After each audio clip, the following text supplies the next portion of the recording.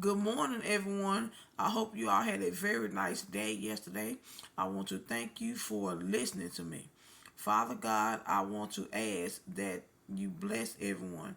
Today I am in the book of Acts,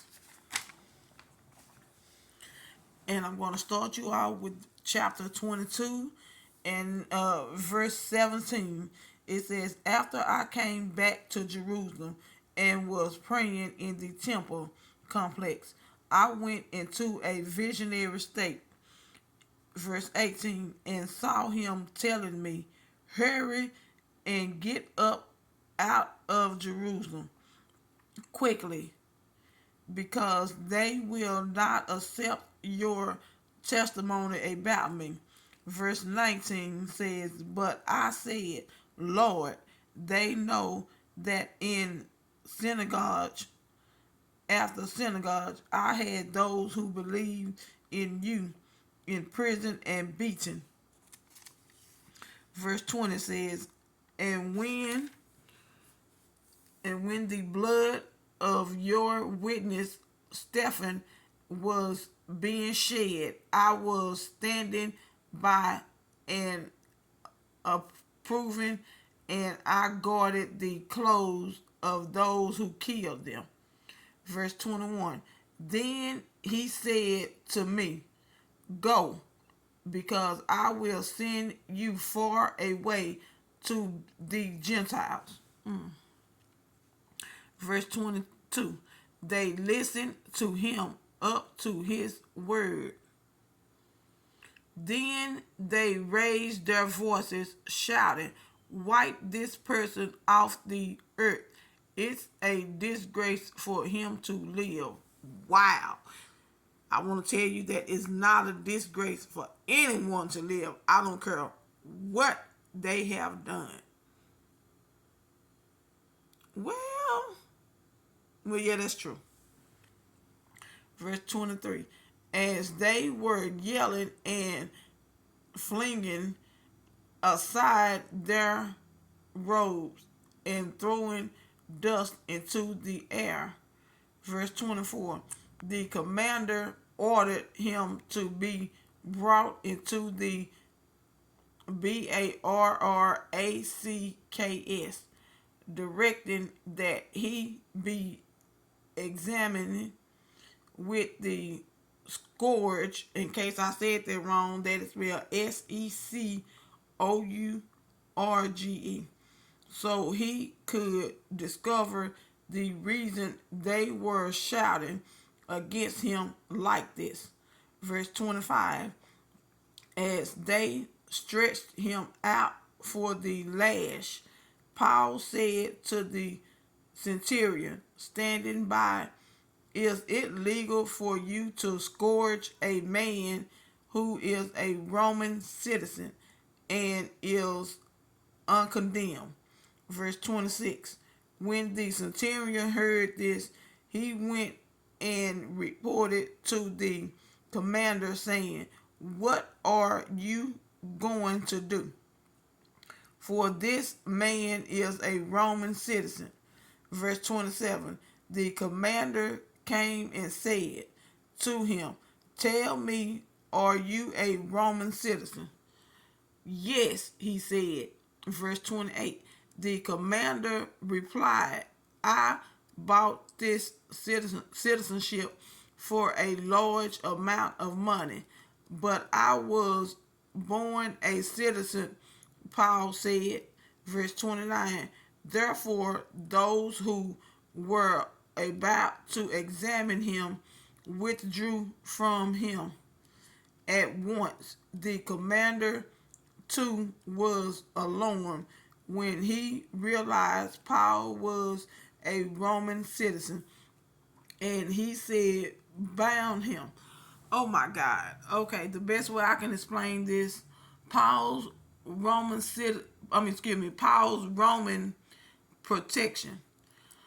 Okay, so one thing I loved about Paul, that's one thing I like about Paul, that he was not afraid to speak up for himself. People, I'm talking to you, and excuse me, I'm talking to me and everyone else who does this. Now, if someone asks you a question, or, you know, someone is practicing something that you don't believe, speak up for yourself. For example, okay, I was going to the school called Ashford University, right? And so they were giving a class. I guess it was on religion or whatever. You know, as long as they did the Christian part, I was okay. But now, when they start asking us to look up Buddhism, you know, and Buddhism, and I think it's Baal, and all other kind of religions, you know, that didn't feel good to my spirit. So I started crying, and then I went to my pastor and I talked to my pastor, and my pastor was like, "Well, if it don't feel good with your spirit, then I wouldn't do it." So y'all, I didn't do it because I'm like, this don't sit right with me. You know, I don't feel right doing this. I don't want to know anything about Buddhism. What's that other one name? Baal, and I can't I can't remember all the religions, but I don't want to practice that. I mean, I don't want to learn about that. And then we had a thing where they said, okay, it was telling us a story. You know, it was like it was a couple, right? And they were in the bed sleep, and this guy killed them. And so they were asking all the class members, you know, do they think we should let him live, or do they think that we should should give him no death penalty? So you know how the Bible say a life for a life. I'm like, well, yeah, he should get the death penalty, because why should his parents and his children be allowed to go to prison and visit him, even though he would get life? But now I don't think that, that don't sit right with me, because why, like I just said, why should his parents, you know, and children go, however you visit the person once a month, every 2 weeks, or once a year. I've never visited no one in prison, so I don't know anything about that. And the couple was an elderly couple, and their children can't spend time with them. Every time their children, have to spend time with them, they have to go to the grave site to see their parents. No, I don't think that's right. So me and one person, we got into a debate about that. So that's all I'm saying. Don't be afraid to speak up for yourself. That's all I'm saying. Okay, I am studying out of the my study Bible, which gives you the meaning of the definition. I mean the thing. So let's see what it has for us. Okay, I started in 17.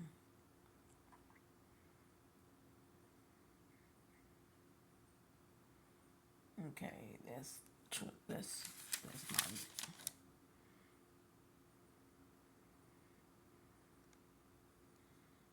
So I'm going to do. I guess this sums it all up right here. 22:6 through 21. It says Acts provides three detailed accounts of Paul's conversation. The first account is told from Luke's perspective, and that would be Luke chapter 9, verses 1 through 19.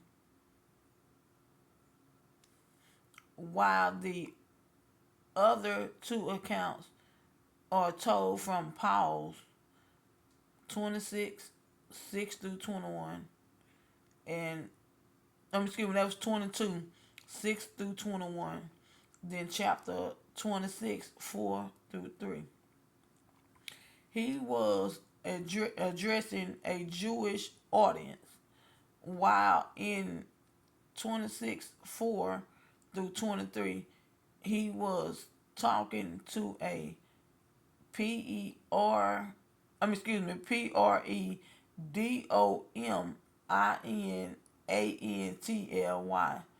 Gentile audience. Okay. So I think that sums it all up. Let's see. Okay, then you did here's hold on, let's see. That says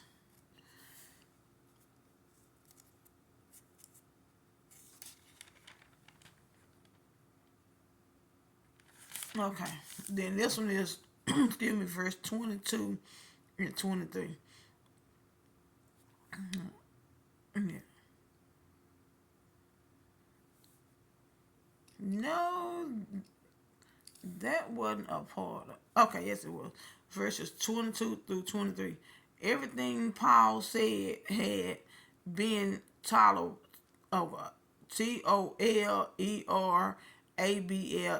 to them until he brought up his missionary to the Gentiles, that God would send someone to minister to the Gentiles was a BLASPHEMOUS